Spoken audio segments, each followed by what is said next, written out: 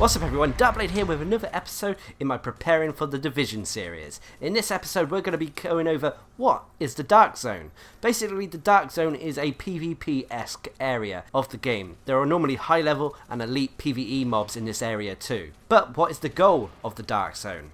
Well, the goal of the Dark Zone is twofold. Firstly is groups of players, or solo if you're brave enough, to go into this Dark Zone to take on these high level PvE enemies for normally high level loot. However, there is a twist. Once you actually pick up the loot, you can't simply take it back out of the Dark Zone. The Dark Zone as such is a quarantine zone, as the virus is still rampant in that area, and thus the items you pick up are still infected and thus have to be quarantined. So how do you actually extract these items out of the Dark Zone? Well, you have to go to an extraction point, call in a Division helicopter who will come and collect the items for you. But what makes this area so tense?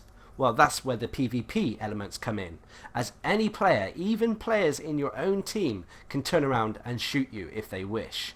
If they shoot you and actually kill you, then they have an opportunity to pick up your loot, after which they can then try to extract it themselves. This can be very frustrating and tense in some situations. During the Division beta, some of the highlights were playing in the Dark Zone. However, it is not fun tackling this area if you're going solo. If you are going with a group of friends as well, if you manage to take on some of the higher level enemies, or even named enemies, then loot drops for both of you. It's not just like one loot drops for only one person. While you might not get the same item from the dropped loot, at least you'll get something. So there is a benefit to working as a team here. Working as a team as you take on the Dark Zone not only ensures you can take down these harder enemies, but it ensures a little bit of safety from random players you meet in the Dark Zone. Just make sure that you're teaming up with someone you can trust, otherwise they may stab you in the back.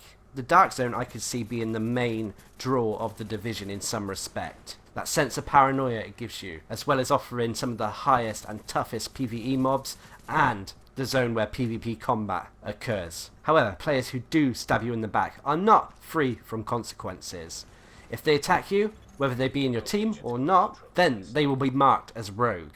Other players are encouraged to hunt down rogue players and assassinate them for rewards. Anyway, I hope this video helped, and until next time, I've been Darcblade, bringing you a quick explanation video to what is the Dark Zone as we prepare for the Division.